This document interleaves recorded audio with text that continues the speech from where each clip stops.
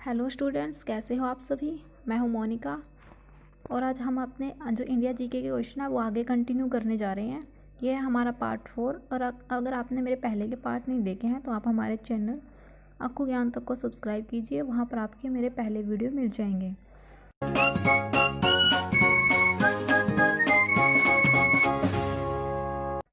तो हम आगे कंटिन्यू करते हैं। हमारा फर्स्ट क्वेश्चन है, what is the length width ratio of the national flag. राष्ट्रीय ध्वज की लंबाई चौड़ाई का अनुपात कितना है। हमारे ऑप्शन है option A 2:2, B 2:3, C 3:2, D 1:2। हमारा सही ऑप्शन है ऑप्शन सी 3:2। भारतीय ध्वज तिरंगे में समान अनुपात में 3 क्षैतिज पट्टियां हैं।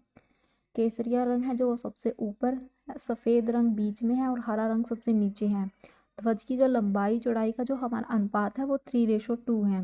सफ़ेद पट्टी के बीच में एक नीले रंग का चक्र होता है जिसमें 24 तिलियां होती हैं। हमारा नेक्स्ट क्वेश्चन है, what does the white flag of the national flag tricolour signify. राष्ट्रीय ध्वज तिरंगे का सफ़ेद पट्टी है जो वो किस बात का संकेत है।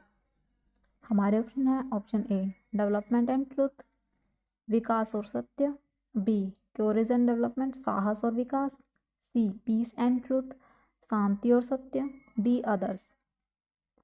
तो हमारा सही ऑप्शन है option C peace and truth.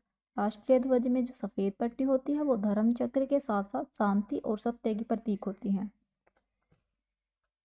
Next question है, what does the national flag signify as the tricolour green. राष्ट्रीय ध्वज तिरंगे का हरा रंग क्या दर्शाता है। हमारे ऑप्शन है option A development and truth, विकास और सत्य, बी ग्रोथ एंड फर्टिलिटी, विकास और उर्वरता, सी पीस एंड ट्रूथ, शांति और सत्य, डी अदर्स। तो हमारा सही ऑप्शन है option B growth and fertility, विकास और उर्वरता। जो हरा रंग है वो देश के शुभ विकास और उर्वरता को दर्शाता है। नेक्स्ट क्वेश्चन है, how many spokes are there in the tricolour of the national flag. राष्ट्रीय ध्वज तिरंगे के चक्र में कितनी तिलियां हैं। हमारे ऑप्शन है option A 22, B 12, C 24, D 25। तो हमारा सही ऑप्शन है ऑप्शन सी 24। जो राष्ट्रीय ध्वज है उसमें 24 तिलियां होती हैं और इन तिलियों के साथ गहरे नीले रंग का एक पहिया होता है। हमारा नेक्स्ट क्वेश्चन है, when did the constituent assembly of India adopt the draft national flag. Bharat की संविधान सभा ने राष्ट्रीय ध्वज का प्रारूप कब अपनाया था। हमारे ऑप्शन है option A on 22 July 1947, B on 28 July 1947, C 17 July 1947, D 22 July 1948। तो हमारा सही ऑप्शन है ऑप्शन ए 22 जुलाई 1947। भारत की संविधान सभा ने राष्ट्रीय ध्वज का प्रारूप 22 जुलाई 1947 को अपनाया था और यह प्रारूप सारनाथ में अशोक सिंह के जो स्तंभ है उससे बने हुए चक्कर से लिया गया है। हमारा नेक्स्ट क्वेश्चन है, national bird of India is. भारत का राष्ट्रीय पक्षी है। हमारे ऑप्शन है ऑप्शन ए पैरेट तोता, बी पीकॉक मोर, सी हैंस मुर्गी, डी बुलबुल। तो हमारा सही ऑप्शन है ऑप्शन बी पीकॉक मोर। जो भारत का राष्ट्रीय पक्षी है वो मोर है। यह एक रंगीन पक्षी है। इसकी पतली और लंबी गर्दन होती है और इसकी जो प्रजाति है वो नर है। जो इसकी नर प्रजाति है वो मादा से अधिक रंगीन होती है। हमारा नेक्स्ट क्वेश्चन है, इंडियाज नेशनल फ्लावर इज। भारत का राष्ट्रीय पुष्प है। हमारे ऑप्शन है ऑप्शन ए रोड्स कमल, बी रोज गुलाब, सी जैस्मीन, डी मैरीगोल्ड। तो हमारा सही ऑप्शन है ऑप्शन ए लॉर्ड कमल। जो कमल है वो भारत का राष्ट्रीय फूल है। यह पवित्र पुष्प है और इसका प्राचीन भारत की कला और गाथाओं में विशेष स्थान है और यह अति प्राचीन काल के भारतीय संस्कृति का भौगोलिक प्रतीक है। हमारा नेक्स्ट क्वेश्चन है, national tree of India is. भारत का राष्ट्रीय पेड़ है। हमारे ऑप्शन है ऑप्शन ए नीम, बी चंदन, सी बनियान, डी अशोका। तो हमारा सही ऑप्शन है ऑप्शन सी बनियान, बरगद।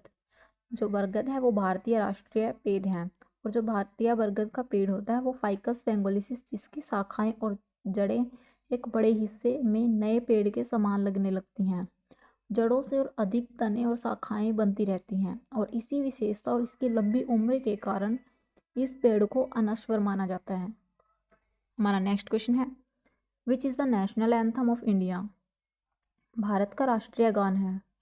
हमारे ऑप्शन है option A Vande Mataram, B Janagana Mana, C better than the whole world, D A and B दोनों। तो हमारा सही ऑप्शन है ऑप्शन बी जनगण मन।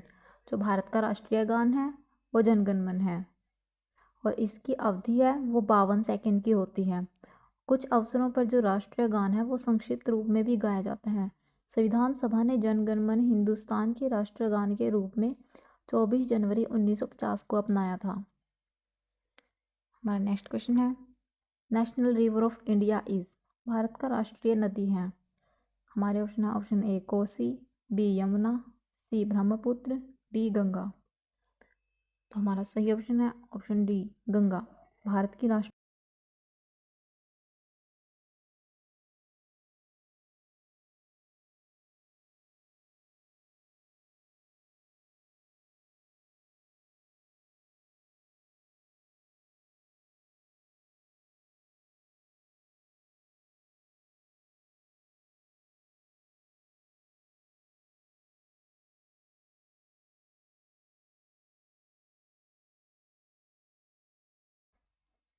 तो हमारा सही ऑप्शन है ऑप्शन सी डॉल्फिन। मीठे पानी की डॉल्फिन है वो भारत की राष्ट्रीय जलीय जीव हैं। पर्यावरण और वन मंत्रालय ने राष्ट्रीय एक्टिव पशु के रूप में 18 मई 2010 को गंगा नदी की डॉल्फिन इसे अधिसूचित किया गया।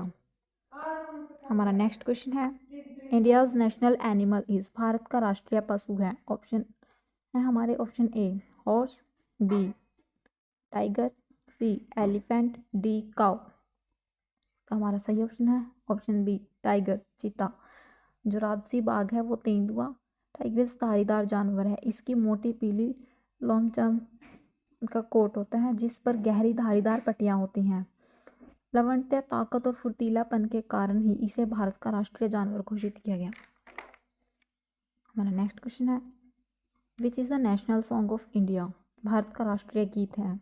हमारे ऑप्शन है option A Vande Mataram, B Janagana Mana, C we will सुसेट, डी ए एंड बी दोनों। हमारा सही ऑप्शन है ऑप्शन ए वंदे मातरम। भारत का राष्ट्रीय गीत वंदे मातरम है। इसके रचयिता बंकिम चंद्र चट्टोपाध्याय हैं। उन्होंने इसकी रचना 1882 में संस्कृत और बांग्ला दोनों भाषाओं में मिश्रित की थी। हमारा नेक्स्ट क्वेश्चन है, national fruit of India is. भारत का राष्ट्रीय फल है। हमारे ऑप्शन है option A apple, B mango, C pineapple, D coconut and Apple.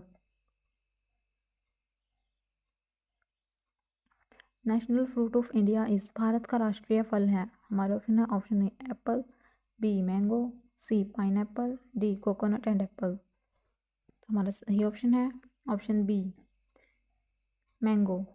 Bharat का राष्ट्रीय फल आम है। इसे मैग्नीफेरा इंडिका का फल भी बोलते हैं।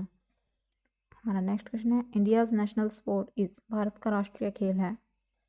हमारे ऑप्शन है option A chess, B kabaddi, C football, D hockey. हमारा सही ऑप्शन है ऑप्शन बी कबड्डी। भारतीय हॉकी का स्वर्णिम युग 1928 से 1956 तक का था, जब भारतीय हॉकी दल ने लगातार 6 ओलंपिक स्वर्ण पदक प्राप्त किए। 1928 तक हॉकी भारत का राष्ट्रीय खेल बन गई थी। लेकिन आपको ये जानकर हैरानी होगी कि असल में भारत का कोई भी राष्ट्रीय खेल नहीं है। संवैधानिक तौर पर अभी तक भारत का कोई राष्ट्रीय खेल घोषित नहीं किया गया है। हमारा नेक्स्ट क्वेश्चन है, where solar energy production is highest in India. भारत में सबसे अधिक कहाँ सौर ऊर्जा उत्पादन होता है। हमारे ऑप्शन है option A Rajasthan, B Gujarat, C Kerala, D Tamil Nadu. हमारा सही ऑप्शन है ऑप्शन ए राजस्थान। सौर ऊर्जा उत्पादन के क्षेत्र में राजस्थान ने पहला स्थान प्राप्त किया है। यह सर्वाधिक 1264 मेगावाट सौर ऊर्जा उत्पादन करता है। हमारा नेक्स्ट क्वेश्चन है, which is the most productive state of wind energy in India? भारत में पवन ऊर्जा का सबसे उत्पादक राज्य कौन सा है?